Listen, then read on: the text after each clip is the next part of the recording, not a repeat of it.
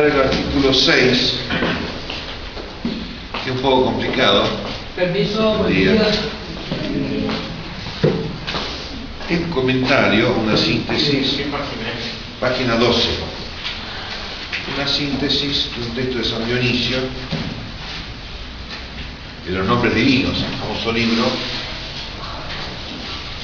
Los nombres divinos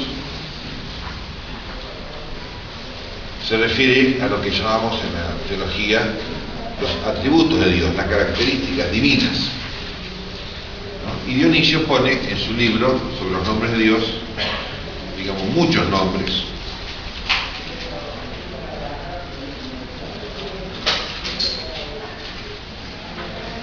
El bien, la luz, la hermosura, el ser, la vida, la sabiduría, la inteligencia, la razón, la verdad, el poder, la justicia, la salvación, la redención, la desigualdad, lo grande, lo pequeño, omnipotente, anciano de días, la paz, la vida, el poder, el santo de los santos, rey de los reyes, el perfecto, el uno, muchos nombres de Dios, como hay un famoso libro de Fray Luis de León, Los nombres de Cristo, que toma todos los nombres que se aplican a Cristo en la Sagrada Escritura y los explica. Los nombres, es decir, las características, en este caso de Dios nuestro Señor, las propiedades, por decir así, pero que en Dios, a diferencia de nosotros, sus características se identifican con Él mismo. Por eso decimos Dios no es hermoso, sino que es la misma hermosura por sí mismo o en sí mismo. Y se da a Dios lo que llamamos también la simplicidad, es decir, todos estos nombres distintos, estos 30 nombres diferentes que tiene Dios, en realidad son Dios.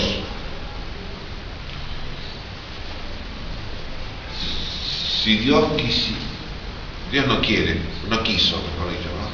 Si Dios quisiera decir cuál es su nombre, no lo dijo, dijo yo soy el que soy, no dijo nada, porque no puede en esta vida, como vimos la vez pasada, no se puede conocer el rostro de Dios, es decir, claramente quién es Dios, no se puede. Son aproximaciones humanas o explicaciones humanas de cómo es Dios, los nombres divinos. Porque en toda la tradición de la humanidad y en la Sagrada Escritura, el nombre indica a la persona. Y nosotros no, porque acá hay muchos que llaman Carlos.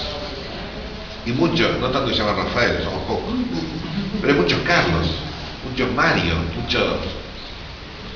Entonces para nosotros el nombre es una cuestión del DNI. Pero antiguamente había menos gente, lógicamente. Y el nombre era de cada persona. Se fijaban bien qué nombre ponerle. Ahora le ponen el nombre de una telenovela o de no sé qué cosa. El nombre es un divertimento de los papás al respecto del nene. Pero antiguamente era muy importante. ¿Quién es fulano de tal? Su nombre es su propia persona. Bueno, y aplicado esto a Dios, esto se aplica principalmente a Dios. El nombre de Dios es Dios. Y como no sabemos cómo es Dios, no sabemos cuál es el nombre de Dios. Y aplicamos distintos nombres, aproximaciones, decíamos, ¿no? Y todos estos nombres, que como iba diciendo acá en esta lista que pone San Dionisio, y muchos otros más, en un sentido, es una repetición del mismo sujeto, del mismo Dios. ¿Por qué digo esto? ¿No? Porque acá pone Santo Tomás, siguiendo a San Dionisio, cuando habla de la vida contemplativa, usa una metáfora o un simbolismo que es del movimiento.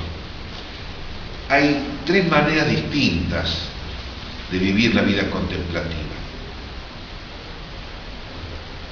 Y entonces hay 3 movimientos, modos de moverse diferentes, ¿no? El modo circular, dar vueltas alrededor de un centro. El modo recto, rectilíneo, de un punto a otro punto, como estudiamos en matemáticas, y el modo oblicuo o en helicoidal, como se lo suele llamar, ¿no? Una espiral, ¿no? Que contiene lo circular y a la vez desplazarse de un punto a otro. Es una metáfora. Porque en el movimiento circular físico consiste en girar alrededor de un punto, es el círculo famoso, ¿no? A una determinada distancia. A una determinada distancia, y siempre igual, siempre a la misma distancia, que el radio, que es siempre igual, y que no tiene o no muestra ni un principio ni un fin. En cambio, la línea, el movimiento rectilíneo empieza acá y llega hasta donde llega. En el círculo no. ¿Por qué? Porque la vida contemplativa, en cuanto, ¿se acuerdan lo que vimos al principio de año? La ciudad de Dios de San Agustín. La vida contemplativa en aquellos que se dedican solamente a la contemplación divina es como un movimiento circular. Por esto que decíamos al principio, todos los nombres de Dios, en definitiva, son Dios. Son distintas caras o distintas facetas que vamos mirando, dando la vuelta así, estamos viendo distintas facetas de Dios. ¿No? Ahí se pone de manifiesto la magnificencia. La magnificencia, ¿no? Que no se puede agotar en una sola cara, en un solo nombre. Necesita, para que nosotros pesquemos algo, necesita expresarse con diversos nombres, diversidad de nombres. Y por eso entonces giramos. ¿Y por qué gira? Pone San Dionisio, cuando habla de los ángeles, los serafines. Los ángeles, primero, los más perfectos, son los serafines, ¿no? Giran alrededor de Dios, y ese giro, así como el movimiento físico, produce un calor por la fricción. Por así, el calor, ¿vieron? De la fricción de girar siempre en el mismo lugar, ¿no? Como el motor del automóvil, produce calor. Esa fricción y el calor significa el amor. Como vimos, la contemplación es un atender a Dios amorosamente, por decir así.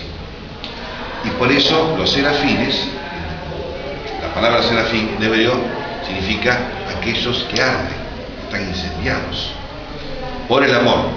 Como nuestro Padre San Francisco, lo llamamos nuestro Padre seráfico, sería nuestro Padre ardiente.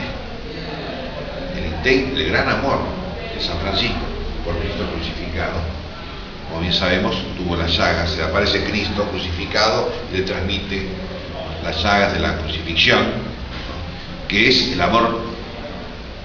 La crucifixión es la expresión más plena, más completa del amor de Cristo hacia nosotros. Entonces, por ese amor, dice San Dionisio, los serafines, el alma contemplativa religiosa está siempre pensando en Dios y amando a Dios.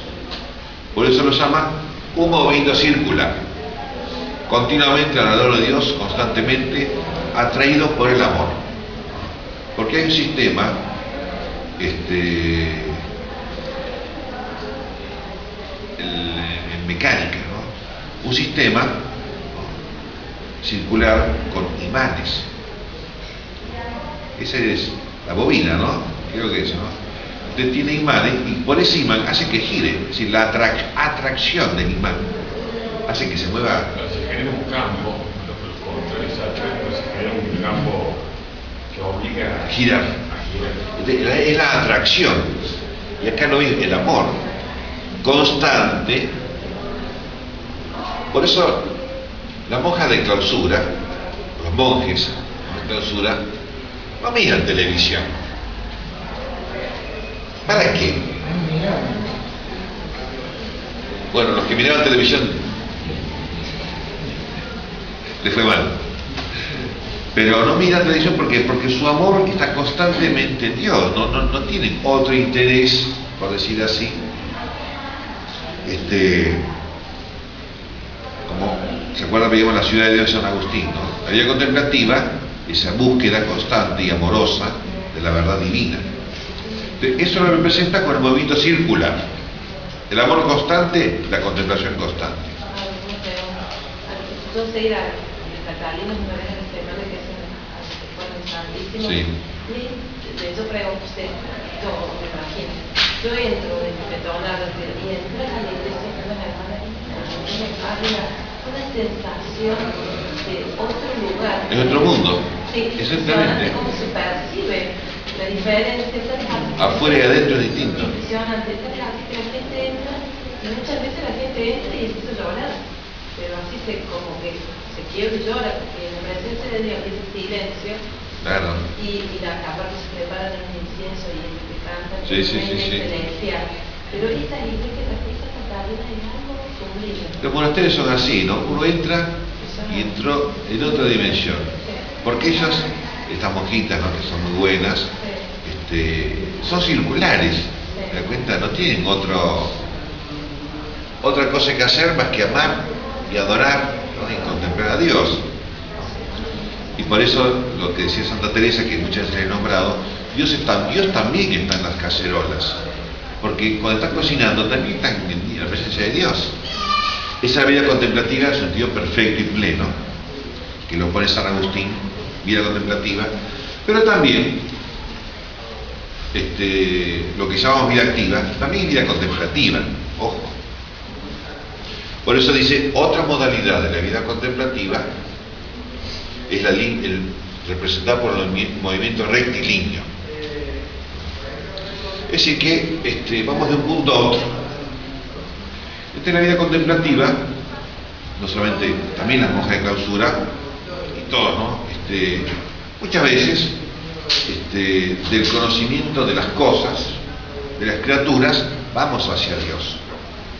Al movimiento de un punto a otro punto, de una verdad más conocida, más fácil, a una verdad más difícil, que son las verdades divinas, ¿no? Los nombres divinos. Ahí se pone de manifiesto, digamos, el misterio de la creación. Claro, la creación es obra de Dios. Por tanto, las criaturas también nos muestran un rostro de Dios, un nombre de Dios. Es un movimiento contemplativo rectilíneo. Que como digo, las monjas de clausura también lo hacen, ¿no? Todo lo tenemos que hacer. Es yo diría, el primer paso a la vida contemplativa es descubrir cómo son las criaturas, cómo son de verdad las criaturas, la veracidad, y no, como diría San Bernardo, no como parece que son las cosas o como nos gustaría que fueran las cosas. Por eso dice Cristo, si no conocéis, si no discernís las cosas del mundo, las cosas de la tierra, ¿cómo vais a conocer o discernir las cosas del cielo? Ese movimiento rectilíneo. Necesitamos conocer, por eso, las cacerolas, o el trabajo de lo que hacemos nosotros, ¿no? Manejar el camión con la plata. Tiene que servirnos también para pensar en Dios, para amar a Dios. Y ese movimiento rectilíneo puede bien valer en el caso de su nombre es Juan, que escribe Samuel, porque le decían que Zacarías. no, poner Samuel, en este caso de los nombres que estaba hablando de bueno, ahí es rectilíneo, sería su nombre Juan, en ese sentido. Bueno, porque puede el nombre ser. de Jesús sería contemplativo, porque el ángel a la Virgen María le dice su nombre o le pondrá por nombre Jesús. Porque Jesús significa Dios salva, ¿no? Sí. Y Juan puede ser así rectilíneo en el sentido que este personaje, Juan Bautista, es un punto del cual se deriva un camino hacia Dios, en el sentido así, rectilíneo. Una criatura es un punto de partida, en este caso San Juan, más explícitamente San Juan, evidentemente, pero cualquier criatura, no solamente las criaturas religiosas, toda criatura, como el átomo, famoso átomo, también tiene que ser un punto de partida para este camino hacia el conocimiento y el amor de Dios. Y por eso lo que San Bernardo comenta sobre el pecado original, que Adán, instigado por Eva, y Eva, instigada por el demonio, quisieron conocer sin amar, por una curiosidad malsana. Y ese conocer sin amar corta el camino de la criatura hacia Dios. Y por eso el pecado original. Porque en Adán, antes del pecado, que él veía todas las criaturas y ponía el nombre que corresponde a cada criatura, un conocimiento veraz, un conocimiento perfecto, veraz de cada cosa. Al observar o al mirar esta criatura, los animales, como dice la Biblia, percibía por este movimiento rectilíneo que esta criatura era criatura de Dios. Entonces, como dice muchas veces San Tomás, en los efectos se descubre la causa. En ver al perro se da cuenta inmediatamente Adán que Dios era el creador del perro, que esta belleza, esta perfección canina corresponde o era causada, como dice San Dionisio, por una belleza, una perfección divina participada en el perro. Eso sería el movimiento rectilíneo. Y en la relación de Adán y Eva también hay como un alejamiento previo al pecado del consentimiento, ¿no? Como un alejamiento. Claro, porque en Eva, digamos, está sola, la circularidad de Adán y Eva era pues, el amor circular, digamos con la imagen, ¿no? Sí. Cuando queda sola se rompe esa alteridad de esa otra persona, se aleja, hay ahí como un alejamiento. Bueno, puede ser. Puede ser una explicación. Es una explicación de la pérdida de... Puede ser. Nunca lo había pensado así, nunca lo había leído así, pero sí, puede ser, siempre se aprende algo. Está tomado eso del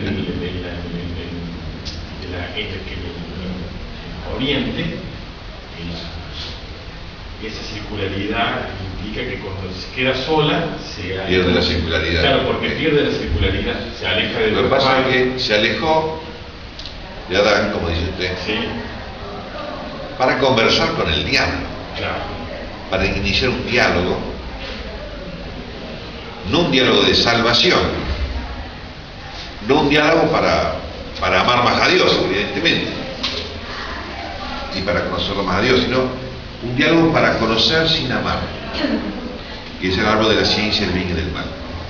Ese diálogo falluto, falaz, que no contenía el amor.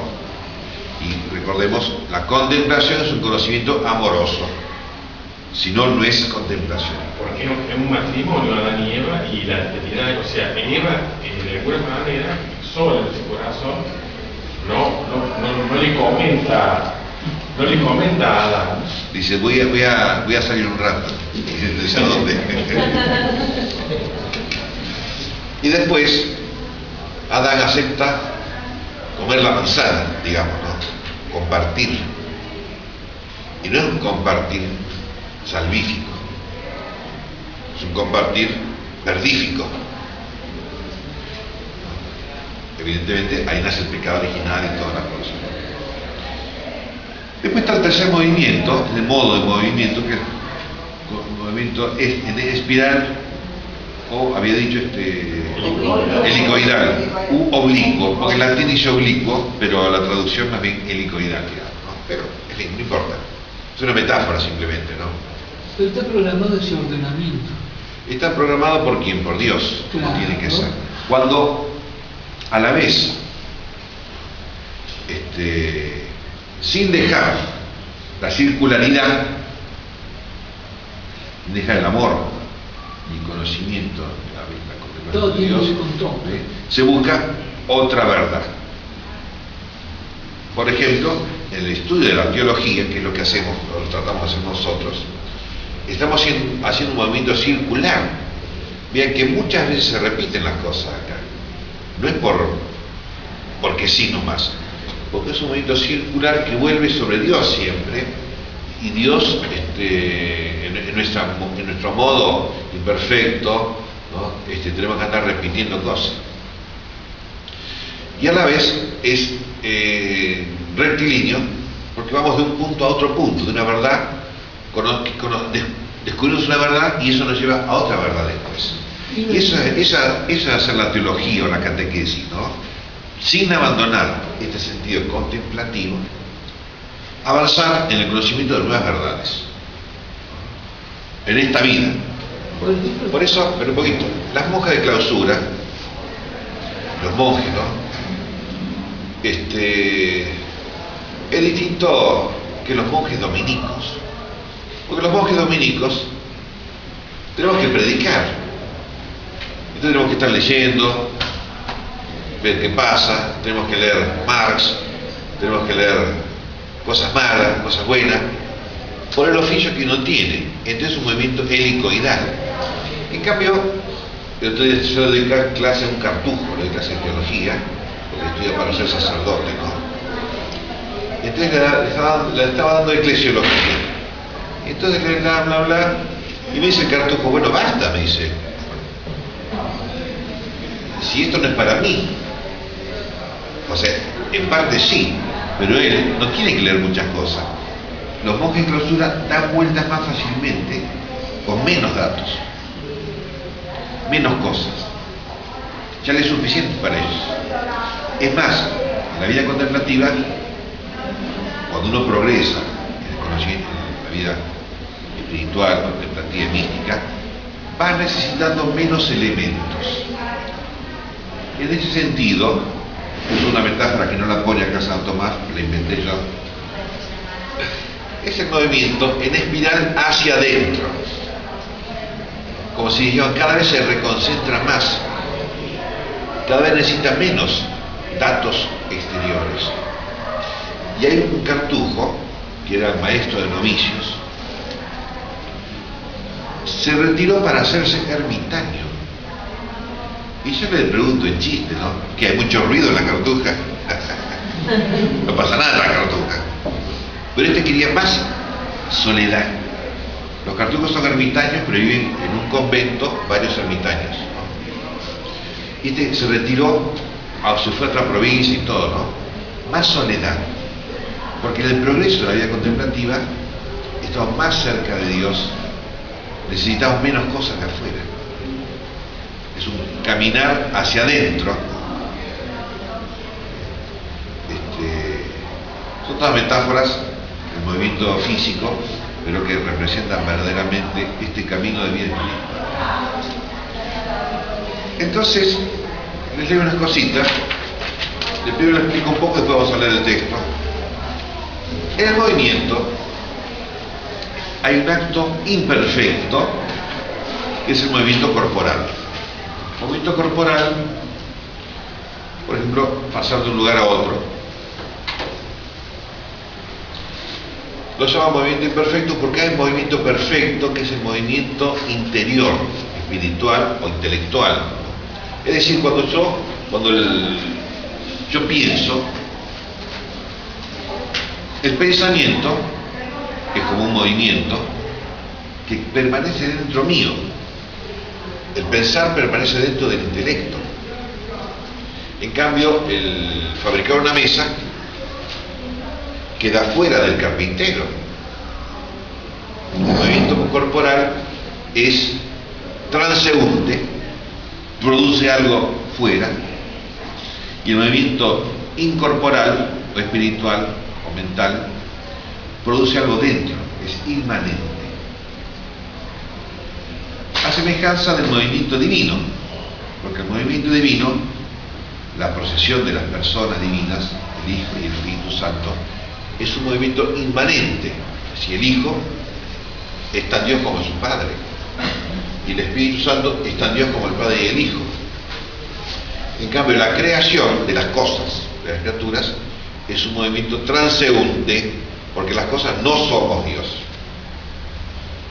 Aunque seamos hechos imagen y semejanza, no somos Dios. Estamos fuera de Dios. Por eso el acto perfecto, el movimiento perfecto, es el movimiento intelectual o anímico, no el movimiento corporal. Entonces, respecto de esto, dice el movimiento circular es uniforme en cuanto que es siempre igual, es siempre la intuición de Dios, la mirada sobre Dios. Y miles de años transcurridos y esto es invariable. Es invariable, efectivamente, no cambia. Miles de años. Cambia, como decíamos, son distintas caras de Dios. ¿Por qué? Porque todavía que estamos vivos, no tenemos la capacidad para ver directamente a Dios en su propia esencia. Entonces miramos distintas caras de Dios. ¿Qué va a ser? En esta vida la contemplación todavía es así, siempre igual y distinta, siempre en Dios en sus distintas caras. La providencia divina quizás es más admirable, no, quizás es más perceptible la providencia que la belleza de Dios. La belleza de Dios, uno habla mucho, pero no entiende nada. Discúlpeme, son palabras nomás. La providencia se percibe más en los hechos de nuestra vida. Y es uno de los rostros de Dios, Dios como provide. Y pone, esto lo explica Santo Tomás, es como una escenificación, un coro que baila alrededor de un centro. Como la ronda, ¿se acuerdan cuando éramos niños? O la calecita, ¿no? Dice, un coro que danza y gira en torno al bien y a la belleza. El bien y la belleza son los imanes que producen la rotación amorosa en torno de Dios. El hombre recibe las imágenes de las cosas externas. Y al recibir las imágenes, al mirar, conocer, el hombre se vuelve dentro de sí mismo. Es decir, las criaturas exteriores, que son imagen de Dios, o vestigios, huellas de Dios, signos de Dios, son para entrar dentro de nosotros mismos y ver que efectivamente en nosotros mismos está la imagen de Dios, más perfectamente que las otras criaturas. Porque la vaca será muy linda y muy rica, pero no piensa. Y yo pienso. Y hay un segundo movimiento que es elevarme. Ya no soy yo, o sea, ya no me fijo en mí, que yo pienso. Me doy cuenta que hay cosas superiores a mí, que vienen de Dios, los ángeles, la gracia santificante, los santos. Hay un movimiento orientado, en definitiva, hacia Dios y que me lleva hasta Dios. La meditación o el recuerdo, como dice San Juan de la Cruz, ¿no? El recuerdo de las personas santas me motiva a amar más a Dios. Yo siempre me acuerdo y siempre les hablo de la Cielito. Me impactó tanto esa viejita que efectivamente el recuerdo de la Cielito me hace amar más a Dios.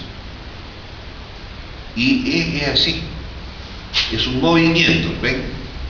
Un movimiento interior que queda dentro de mí, no sale fuera, no es fabricar algo. Eso lo hace el carpintero o el herrero. Es un crecimiento, un movimiento interior, espiritual hacia Dios.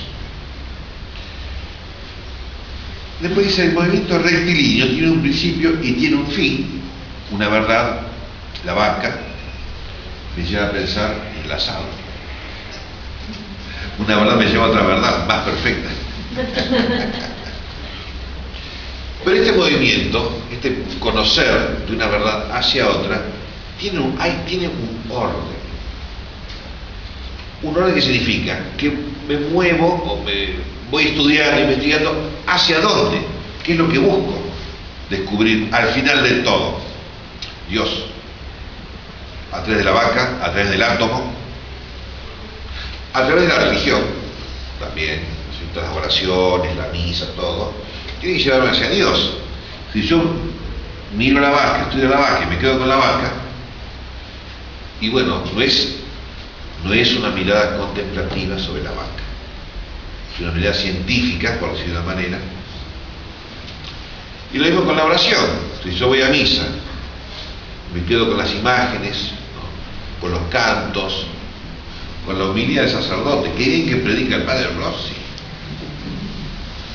Como muchas veces me han dicho, padre, qué hermosa voz que tiene. Se quedaron en la voz. En el tono de voz me quieren contratar para la radio. Y eso no es ir a misa, ¿se dan cuenta? Porque uno va a misa por Dios. Entonces me tiene que conducir los elementos con los cuales se construye la misa, por decirlo de una manera. Todos esos elementos son conducentes hacia la contemplación de Dios, hacia descubrir alguno de los nombres divinos. Entonces sí, el movimiento rectilíneo es un movimiento contemplativo, conduce hacia Dios siempre. No a quedarme en el movimiento o a quedarme en el punto de partida, sino llegar al final, que Dios. Y ese ordenamiento está implícito. ¿En dónde está implícito? En lo que usted ha dicho. ¿Sí? Tiene que ser. Tiene que cerrar el círculo, por decirlo así. Claro, correcto. Y el movimiento oblicuo, o en espiral o helicoidal, nace del movimiento circular. Es un movimiento que nace en la contemplación. Por eso, como explica Santo Tomás, la predicación del predicador nace de la abundancia de la contemplación. No nace de estudiar, no nace de charlar, de jugar, de compartir, como dicen ahora.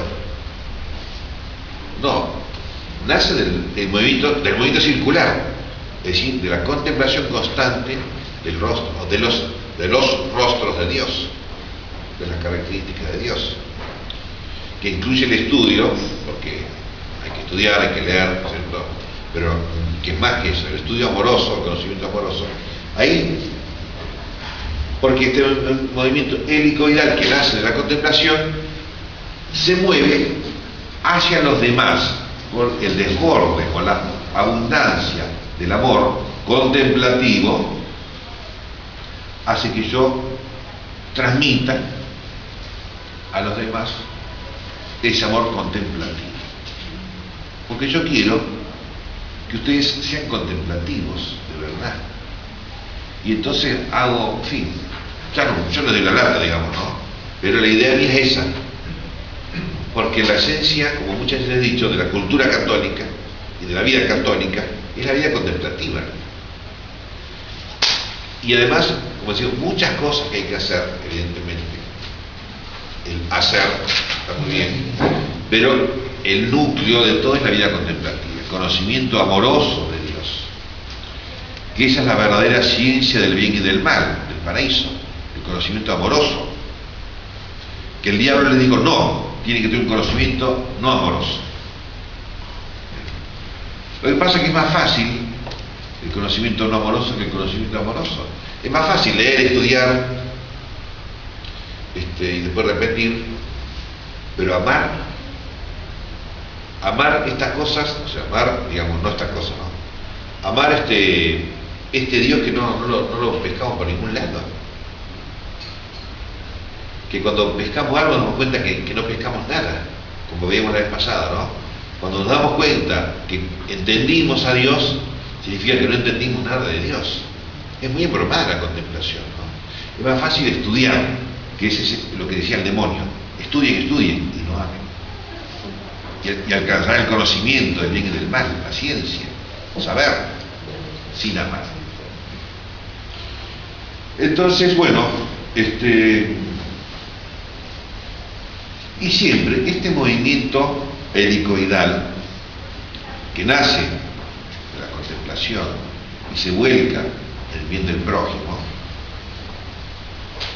sin dejar el círculo, el movimiento circular, sin dejar. Es muy difícil, como veíamos en la primera conferencia, ¿no?, la ciudad de Dios de San Agustín, que la caridad para con el prójimo, el amor ante la necesidad de nuestros hermanos, no suprima la dulzura de la contemplación. Es difícil, pero es así. Si la vida contemplativa la llevamos en serio, o más o menos en serio, efectivamente no se abandona la contemplación. Por más que estemos en las actividades más dispares, en las actividades más activas, cuando nuestra vida contemplativa es seria, es verdadera, no se abandona, subsiste, como vemos muchos ejemplos de los santos, en Santo Domingo, ¿no?, y San Juan de la Cruz, que era más místico, ¿no?, pero vemos como muchas veces San Juan de la Cruz,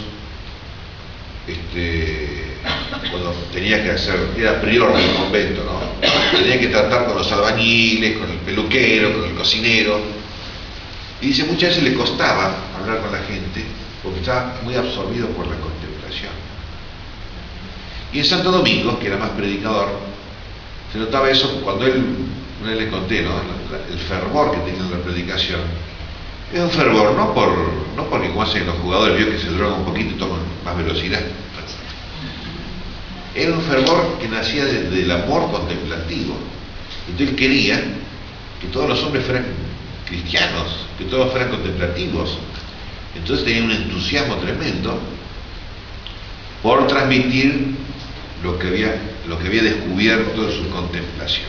Ese era el asunto. Lleva las lágrimas, ¿no? También. Sí, el fervor, pero no eran lágrimas así de emocionarse, ¿no? El fervor espiritual que implica o que se trasluce en un fervor exterior, corporal, digamos, ¿no? ¿Se entiende más o menos, no? Sí. Vamos a leer el texto ahora y van a ver que se va a entender supuestamente mejor. Página 12, perdón por la cita. Artículo 6. Objeciones por las que parece que no es adecuado distinguir en la operación de la contemplación, o el acto contemplativo, tres movimientos: circular, recto y oblicuo, o helicoidal, de los que se nos habla en los nombres divinos de San Dionisio. Primero, la contemplación pertenece al descanso, a la quietud, como lo hemos visto muchas veces. La vida contemplativa, o sea, las monjas de clausura no salen, pero no es como un castigo el que no salgan, es que están en reposo con Dios, es una vocación de quietud. La predicación, como decía San Agustín, es ante la necesidad de los hermanos, hay que ir a darles una mano, ayudarlos como fuera, ¿no es cierto?, con lo que sea, por la necesidad ajena, pero no porque yo estoy aburrido o porque no me aguanto estar sentado, entonces busco qué hacer. Es el pecado de la asedia, como cuenta San Juan Casiano. La asedia hace que el monje, que tiene que estar en su monasterio, ¿no?, claro, como muchas veces les he dicho, la contemplación es difícil, es ardua.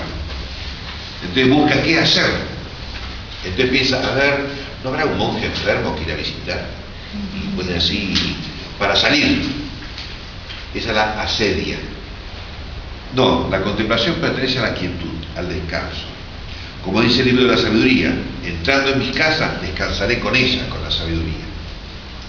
Pero el movimiento es opuesto al descanso, a la quietud. Luego, las operaciones o los actos de la vida contemplativa no deben designarse por movimientos. Es una objeción sonsa, discúlpeme, Santo Tomás, que me disculpe. Porque está dando una metáfora, simplemente, ¿no? Y es sonsa, entonces es fácil de darse cuenta que es falso. Pero después vienen las objeciones más en serio. Ojo. La acción de la vida contemplativa pertenece al intelecto, en lo cual el hombre coincide con los ángeles. Porque, como hemos visto muchas veces, ¿no?, digamos, Santo Tomás distingue la razón en cuanto raciocinante y la razón en cuanto intuitiva de la verdad. Y es lo que se llama el intelecto. Intellectus, en latín dice intellectus ut intellectus o intellectus ut ratio. La acción de la vida contemplativa pertenece a intellectus ut intellectus.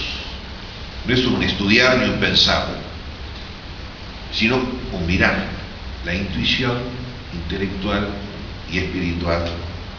Como los ángeles no razonan, no son raciocinantes, son inteligentes. Pero San Dionisio señala en los ángeles estos movimientos de distinta manera que en el alma humana, ya que dice que el movimiento circular de los ángeles se realiza mediante iluminaciones de lo bello y lo bueno, porque los ángeles, que no son raciocinantes, conocen las verdades divinas, porque Dios los ilumina, Dios les infunde en su intelecto lo bello y lo bueno, es decir, ¿cómo es Dios? Como una energía cósmica. Una energía no, cósmica no, divina. Una energía divina, infunde así como un rayo de luz que Dios envía sobre los ángeles, sobre lo bello y lo bueno, que son las principales características de Dios. Mientras que en el alma humana lo hace consistir en varias cosas. El movimiento circular. Primero, porque ciertamente, aunque nosotros, seres humanos, la persona humana, tenemos intellectus, intuición intelectual, también tenemos raciocinio. Y también conocemos por a través de los sentidos. Los ángeles no tienen ojos ni oídos, ni raciocinio. Tienen la intuición intelectual. Por eso es distinto con el alma humana. El alma, ¿en qué consiste el movimiento circular? Primero, la entrada del alma de las cosas exteriores hacia sí misma, de las criaturas al pensamiento de uno mismo. Segundo, una concentración de las potencias, es decir, de la inteligencia, la voluntad y la memoria, que libera el alma del error y de las ocupaciones exteriores. La tercera, la unión a lo que es superior a ella, decíamos, a los ángeles, a los santos y a Dios. De modo semejante describe diferentemente el movimiento recto, distinto en el ángel que en el hombre. ¿Por qué? El ángel, ¿en qué consiste el movimiento recto? En que el ángel superior, creo que hay 9 coros angélicos, ¿no? Hay una jerarquía de ángeles, donde hay ángeles más perfectos y más cercanos a Dios, y ángeles menos perfectos y menos cercanos a Dios. El movimiento rectilíneo es la providencia, ¿sí? Un ángel superior ayuda a un ángel inferior. Mientras que el alma humana, ¿en qué consiste? En que avanza hacia lo que le está cerca, las criaturas, a lo más evidente, las criaturas visibles o audibles. Los ángeles no son evidentes. Sabemos que existen los ángeles que actúan, pero no los vemos. Avanza hacia lo que le está cerca, hacia lo que es más semejante al ser humano, y de ahí la elevación desde las cosas exteriores hacia la simple contemplación. También implica de distinto modo el movimiento oblicuo o helicoidal. El ángel, por el hecho de que proveyendo, ayudando a los más chicos, a los que tienen menos, permanece en su propia identidad con respecto a Dios. El ángel no deja de estar amando y gozando y viendo a Dios para ayudar a otro ángel inferior. En cambio, en la alma humana, este movimiento helicoidal lo hace consistir en que el alma es iluminada de un modo racional, pero difuso por el conocimiento divino. Difuso porque nuestra intuición está mezclada con el raciocinio. Nuestra capacidad de conocer está muy atada todavía, a las criaturas. Para conocer a Dios, como decíamos, Dionisio pone como 30 nombres distintos. Todavía en esta vida no llegamos a la intuición inmediata y directa de Dios. Por eso dice, de un modo racional pero difuso. ¿Por Por consiguiente, no parece adecuado asignar las operaciones de la contemplación según los modos indicados, según movimiento corporal. Tercero, Ricardo de San Víctor, este gran teólogo y místico, en su libro sobre la contemplación, que algún día vamos a verlo, es un libro no muy grande, ¿no? Habla de otras muchas formas de movimiento, a semejanza de las aves. Bueno, los pájaros que dan vueltas, usted piensa en el cóndor, el colibrí, tan diferentes que son. Y las mariposas, ¿vieron cómo hacen las mariposas? Vuelan así, no sé, son locos. Contra esto está la autoridad de San Dionisio. Si San Dionisio dice así, por algo ha de ser. No era sonso el hombre. Un gran místico, un gran contemplativo, habla de lo que sabe. Respuesta. Como ya dijimos antes en otra cuestión anterior, la operación o la acción del entendimiento, en la cual consiste principalmente, esencialmente, la contemplación, un conocer amoroso, pero conocer, acuérdense, es el movimiento en cuanto que el movimiento es un acto de lo perfecto. Decimos el acto, la acción o el movimiento, la acción que permanece en aquel que la realiza, como pensar, amar. En cambio, hacer una mesa, la acción o el resultado de la acción permanece fuera del carpintero. En efecto, dado que llegamos al conocimiento de los objetos inteligibles mediante los sensibles, porque para estudiar metafísica, por ejemplo, hay que tener un libro, y el libro es para leerlo. Tiene que haber un profesor. El conocimiento abstracto, por decir así, comienza por el conocimiento de lo concreto. El conocimiento de lo invisible comienza por el conocimiento de lo visible, porque somos así. Y las operaciones sensibles no se realizan sin movimiento. De ahí que también las operaciones inteligibles se describen, se explican como si fueran movimientos, es una metáfora, y podemos diferenciarlas según las semejanzas que tengan con los distintos movimientos. Es una metáfora y explica por qué usar esta metáfora. Ahora bien, entre los movimientos corporales, el primero y el más perfecto es el movimiento local, circular, rectilíneo o helicoidal. Son movimientos del lugar, ¿no?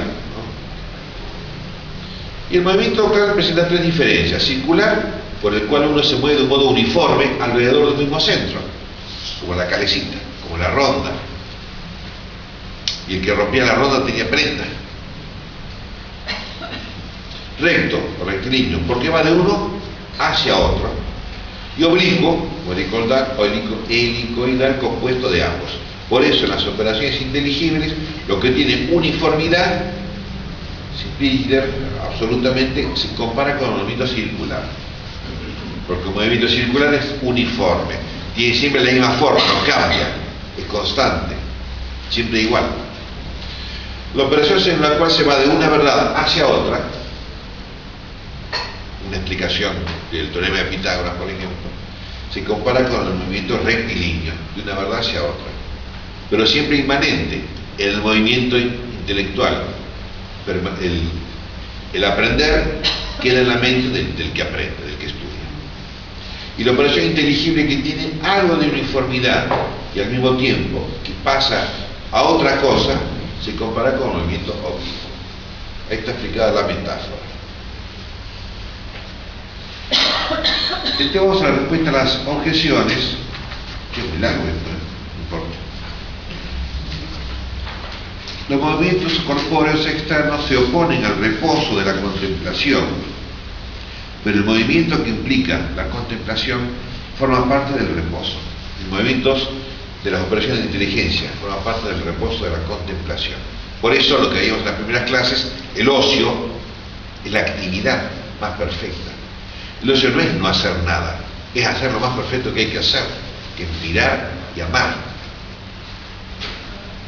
O como dice Piper, la perfecta actividad de la no actividad. Paradójicamente dice así. Y es muy fructífero esta actividad de la no actividad, da muchos frutos. Primero, porque en eso consiste la perfección humana. No en juntar plata, evidentemente que no, aunque está interesante, pero no es la perfección humana. Es contemplar, como ponía uno de los ejemplos que ponía Santo Tomás, cuando uno contempla la persona amada, además de esa perfección, de ese enriquecimiento espiritual, esa gran alegría, el gozo, es como una plenitud humana de conocimiento y de amor, que incluye esa gran alegría. Entonces, el no hacer nada, pero dedicarse a la contemplación, es la perfección del hombre. Respuesta a la segunda objeción, esta que es larga, el hombre se conviene, o sea, se asemeja a los ángeles en tener entendimiento de una manera genérica, pero la facultad intelectiva del ángel es mucho más elevada que la del hombre, porque es una criatura superior, más perfecta. Es como comparar la inteligencia de un perro con la inteligencia de una hormiga. Y el perro es más despierto. Usted a la hormiga la llama y no viene. El perro sí. Por consiguiente, hay que asignar estos movimientos de distinta manera a los ángeles y a las almas. En efecto, el entendimiento angélico tiene un conocimiento uniforme. Bueno, vamos a la página 14, ¿no?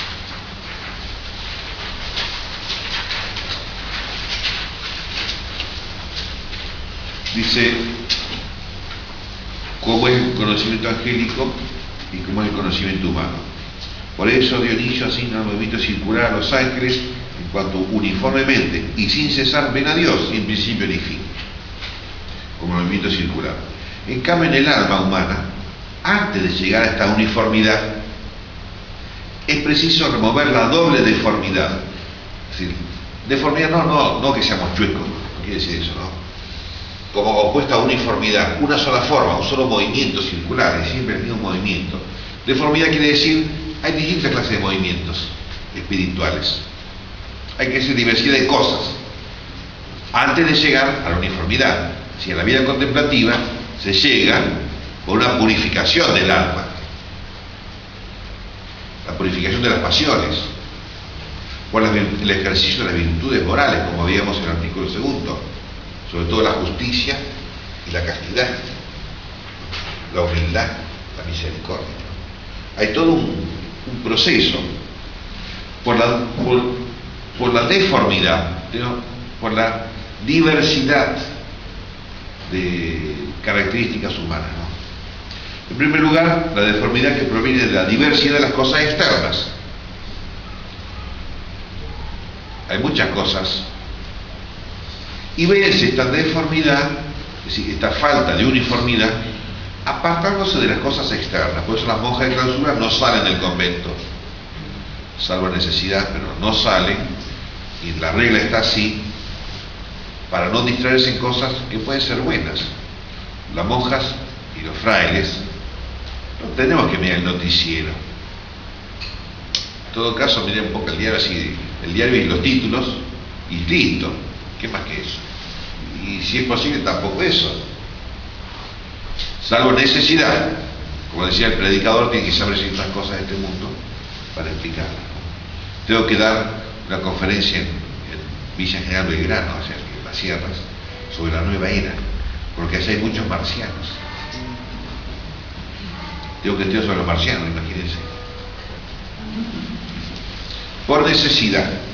Por eso pone en primer lugar en el movimiento circular del alma la entrada de las cosas exteriores hacia sí misma, hacia adentro. Dejar de preocuparse de lo exterior que no tiene nada que ver conmigo. En segundo lugar, ha de quitarse la segunda deformidad, si falta de uniformidad, que procede del discurso de la razón, del raciocinar. Es una pluriformidad, más que deformidad, traduzcámoslo así. Son muchos razonamientos y raciocinios que hay que hacer para entender las cosas de Dios o para entender lo que fuera. Esto se logra llevando todas las operaciones del alma a la simple contemplación de la verdad inteligible. Buscar la simplicidad, la simple intuición, buscarla. Por eso, cuando uno estudia, eso se llama vana curiosidad.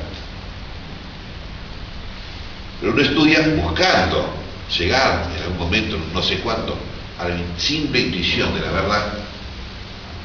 Esa es la estudiosidad como virtud cristiana, ¿no? Lo otro es la curiosidad. Por eso pone en segundo lugar la uniforme concentración de las fuerzas intelectuales, es decir, cesando el discurso raciocinativo, fijan la mirada en la contemplación de una sola y simple verdad, de las criaturas o de Dios, ¿no es cierto? Como veíamos en el artículo no sé cuánto, la cultura católica consiste en la contemplación de todas las verdades en orden a poder llegar a contemplar la verdad divina. Y en esta operación del alma no hay error. En la mirada intuitiva de la verdad no hay error posible. En el raciocinar, en el estudiar, en el hablar, como yo hablo mucho, puede haber muchos errores. Si yo hablara menos, me equivocaría menos. Pero soy así. ¿Qué iba a hacer? En esta contemplación de una sola y simple verdad no hay error. Es la intuición inmediata de las verdades creadas o de la verdad divina, o de las verdades divinas. Es como yo miro con los ojos, ¿no? Y no hay error. Yo lo veo a ustedes: 1, 2, 3, 4, 5, 6, 7, 8, 9, 10, 11, 12, 13, 14, 15. No hay error. Nada más que tengo problemas en los ojos, tengo miopía, tengo astigmatismo. Entonces, bueno, por ese lado puede provenir. Por una enfermedad puede haber un error. Pero en principio la simple mirada no se equivoca. Ahora, si yo después me junto con otros frailes dominicos, digo: ¿cómo te fue la conferencia? Había 50 personas. Porque esa no es la mirada, la simple mirada. O sea, es otra cosa.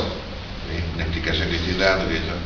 Pero la mirada, y en la mirada intelectual, la intuición, no hay error. Supuestas estas dos cosas, en tercer lugar pone la uniformidad propia de los ángeles, por lo que se refiere a la exclusiva contemplación de Dios, olvidando a todos los demás, como es la contemplación última que tendremos en el cielo, olvidando a todos los demás. Olvidar sin olvidar, ¿no? Porque, acuérdense, si fuera un pensamiento, yo puedo estar tan abstraído en mi pensamiento que me olvido de todo lo demás. Pero como es un pensamiento vivificado por el amor no se olvida de los demás personas. Entonces, en el cielo, la contemplación directa de la esencia divina, del rostro divino, no nos va a hacer olvidar el amor a todos los santos que van a estar ahí, y a los ángeles y a la Santísima Virgen. No suprimen.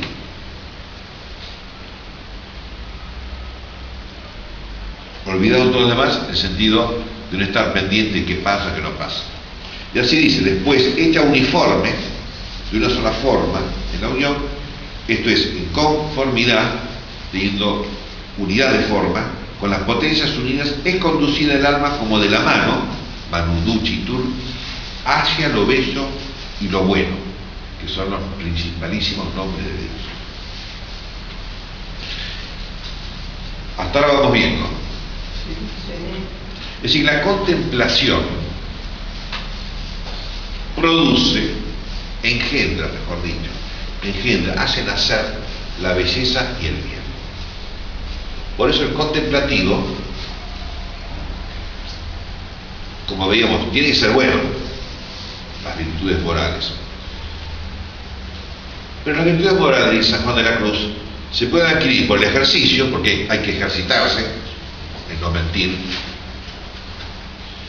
o se adquieren por la contemplación. La contemplación engendra las virtudes. Y es más fácil. Lo otro implica lucha, esfuerzo, oración, corregirse, examen de conciencia, todo. Esto es más fácil. Si realmente somos contemplativos, vamos a ser buenas personas. Vamos a tener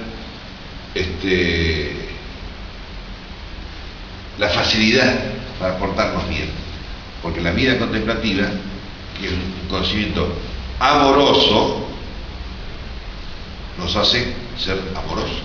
Subordinado a la voluntad A la voluntad de Dios. de Dios. Pero es que nos hace querer la voluntad de Dios. Por eso dice Cristo en el Evangelio: si me amáis, de verdad, cumpliréis mis mandamientos, etc. Y entonces, cualquier cosa que pidan, mi Padre se lo concederá.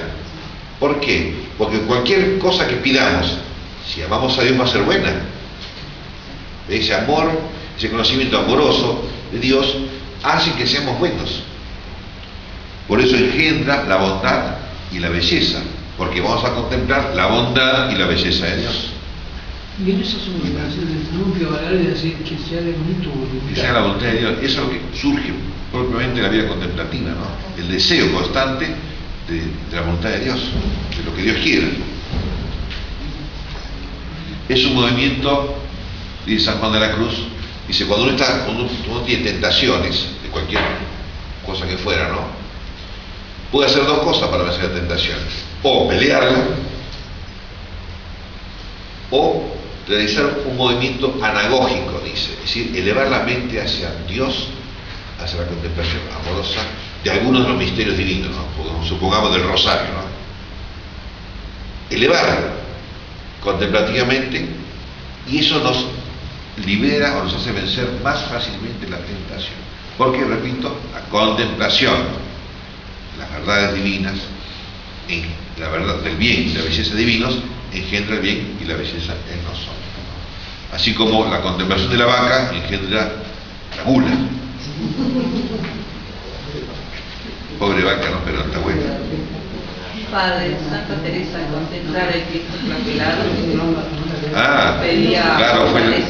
justamente Santa Teresa, ella cuenta que su conversión se dio porque tenía una imagen de Cristo atado a la columna y flagelado, pero una imagen que inspiraba mucha devoción y mucho deseo de conversión, y esa contemplación de la imagen visible la llevaba a la contemplación del sufrimiento de Cristo, los misterios de la pasión de Cristo, ¿no?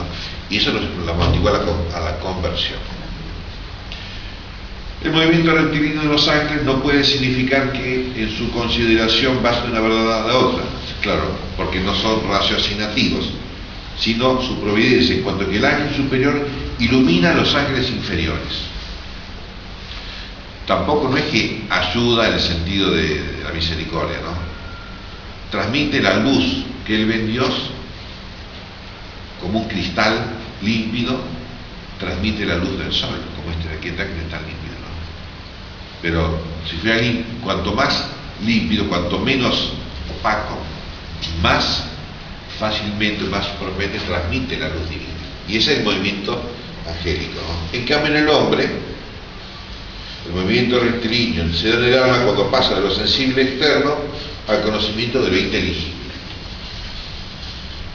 Bueno, el movimiento oblicuo, helicoidal. En el alma, este movimiento oblicuo o helicoidal, página 15, compuesto de lo recto y lo circular, se pone para significar que utiliza las iluminaciones divinas razonando, que es estudiar teología. El estudio de la teología parte de la revelación, las iluminaciones divinas, la contemplación del misterio divino, y razonar, porque para escribir un libro no es como hace en general las sectas evangélicas. El pastor, ¿qué hace? Empiezas a entretejer una lista interminable de textos bíblicos sin mucho gollete, sin mucho orden y razonamiento, ¿no? La teología no es eso. La teología parte de la revelación y razona, no suprime el raciocinio, lo utiliza para elaborar estas verdades que hemos contemplado y amado, para más conocer y amar, pero no suprime el razonamiento. Por último,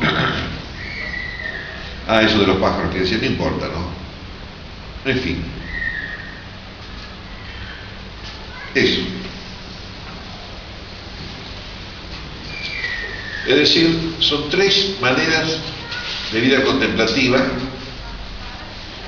La contemplativa sola, pura.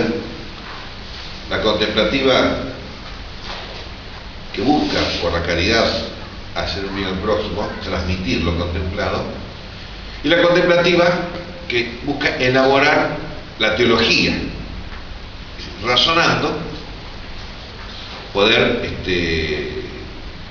saber más de Dios, en la medida de lo posible, entenderlo más a Dios para amarlo más a Dios.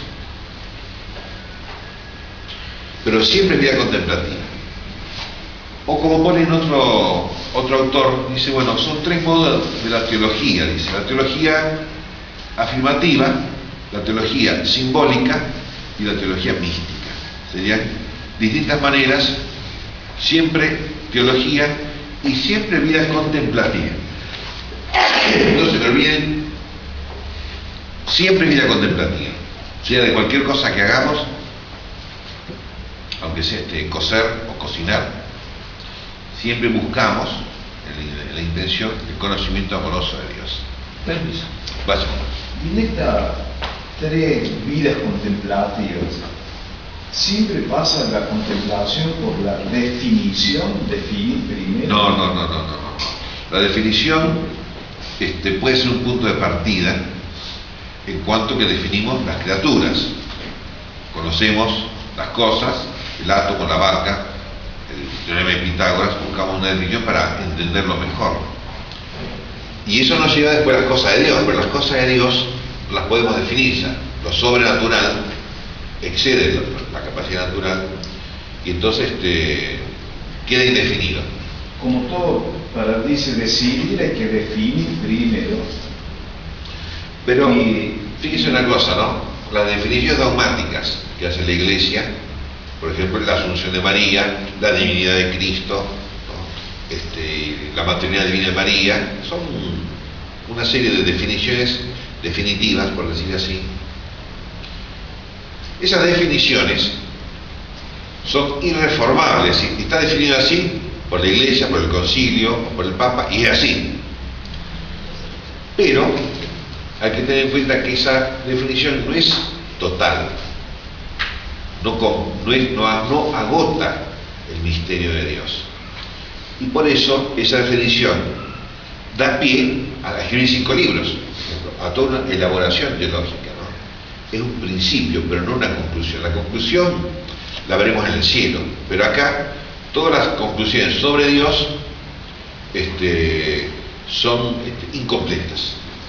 como cada nombre tiene un significado, por ejemplo, Claro. Samuel, Juan, en este caso y Jesús. Si tiene un significado, entonces es una manera que buscamos definir. Es una manera que buscamos definir, pero no alcanza, a eso voy. Nunca es total y completo, siempre nos queda un margen de no saber, porque son misterios. En algo sí se puede definir un poquito, ¿no? Acuérdense la metáfora que usaba Santo Tomás, el conocimiento de la fe es como un relámpago en una noche oscura. Hay algo que sí pescamos, definimos, y nos queda mucho más que no lo podemos definir. Por eso digo, está bien, hay cosas que definimos y es un punto de partida para hacia la contemplación. Pero el acto contemplativo no es como en una fórmula matemática, no es tan claro y distinto como diría Descartes. Ahora, la vida contemplativa, evidentemente, que enamora el conocimiento como conjunto, el contemplativo, va modificando, digamos, totalmente a la persona, ¿no? O sea, Sí. cuando uno conoce a alguien, hemos dado la razón por un segundo como análisis, cuando uno conoce a alguien se produce una modificación. Cuando uno conoce a Dios, uno se modifica con Dios. Sí, se asemeja más. O sea, como decía María de Alacoque, el conocimiento del corazón es transformativo, es el centro de la vida contemplativa. Claro, es transformativo. No puede decir, yo te conozco y me es indiferente. No, eso no es eso no es contemplación, eso es estudio. Claro, Eso es leer la Biblia, como la leería Renan, claro. ¿no? O con algunos biblistas que no sé qué son. Es un estudio meramente diseccionativo y analítico y no sé qué más, ¿no? Pero el amor es un conocimiento pero no es claro y distinto. Queda ahí hasta que lleguemos al cielo. Cuando lleguemos, como digo la vez pasada, cuando lleguemos a ese amor tan perfecto nos vamos a morir, para pasar inmediatamente a la visión ya de Dios. A la eternidad misma. A la eternidad. Bueno, nuestros hijos están en el nombre del Señor. Que hizo el cielo y la tierra. Que la bendición de